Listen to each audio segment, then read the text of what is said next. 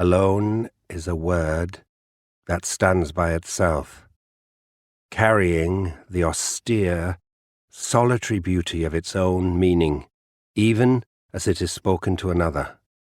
It is a word that can be felt at the same time as an invitation to depth and as an imminent threat, as in all alone, with its returned echo of abandonment.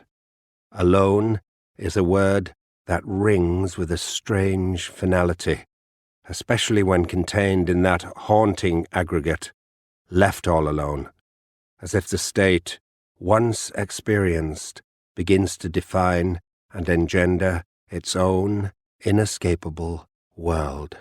The first step in spending time alone is to admit how afraid of it we are. Being alone is a difficult discipline. A beautiful and difficult sense of being solitary is always the ground from which we step into a new and contemplative intimacy with the unknown. But the first portal of aloneness is often experienced as a gateway to alienation, grief, and abandonment. To find ourselves alone, or to be left alone, is an ever-present, fearful, and abiding human potentiality, of which we are often unconsciously and deeply afraid. To be alone, for any length of time, is to shed an outer skin. The body is inhabited in a different way when we are alone than when we are with others. Alone, we live in our bodies as a question rather than a statement. To inhabit silence in our aloneness is to stop telling the story altogether. To begin with, aloneness always leads to rawness and vulnerability, to a fearful simplicity, to not recognizing and to not knowing, to the wish to find any company other than that not knowing, unknown self looking back at us in the silent mirror. One of the elemental dynamics of self-compassion is to understand our deep reluctance to be left to ourselves. Aloneness begins in puzzlement at our own reflection.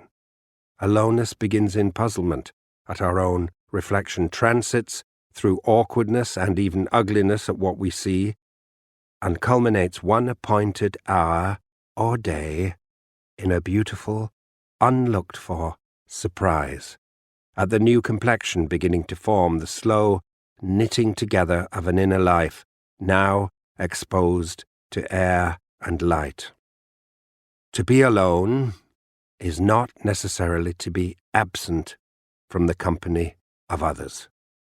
The radical step is to let ourselves alone, to seize the berating voice that is constantly trying to interpret and force the story from too small and too complicated a perspective.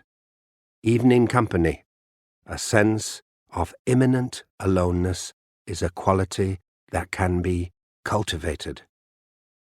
Aloneness does not need a desert or a broad ocean or a quiet mountain. Human beings have the ability to feel the rawest, most intimate forms of aloneness while living closely with others or beset by the busyness of the world. They can feel alone around a meeting table, in the happiest, most committed marriage, or aboard a crowded ship with a full complement of crew. The difficulty of being alone may be felt most keenly in the most intimate circumstances, in the darkness of the marriage bed, 1 centimeter and 1,000 miles apart, or in the silence around a tiny, crowded kitchen table. But To feel alone in the presence of others is also to understand the singularity of our human existence, whilst experiencing the deep physical current that binds us to others. Whether we want that binding or no, aloneness can measure togetherness even through a sense of distance. At the beginning of the 21st century, to feel alone or want to be alone is deeply unfashionable. To admit to feeling alone is to reject and betray others, as if they are not good company and do not have entertaining, interesting lives of their own to distract us. And to actually seek to be alone is a radical act. To want to be alone is to refuse a certain kind of conversational hospitality and thus turn to another door, another kind of welcome, not necessarily defined by human vocabulary. It may be that time away from a work, an idea of ourselves, or a committed partner is the very essence of appreciation for the other, for the work, and for the life of another.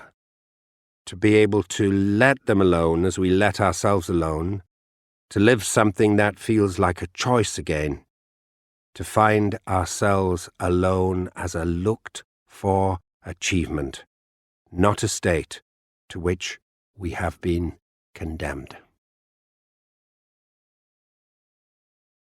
Alone was written in the heart of the African bush. I'd been left behind at the camp by everyone else rushing out to see a possible herd of something interesting migrating past. But for some reason I had the strongest intuition just to stay behind and to write. And once I'd gone through that initial awkward sense of missing out with everyone else, I found I was drinking from a very, very deep well indeed. And I was so happy with myself for having said no. I felt as if I had done myself some good. And out of that, I actually wrote this essay, Alone. Picking up from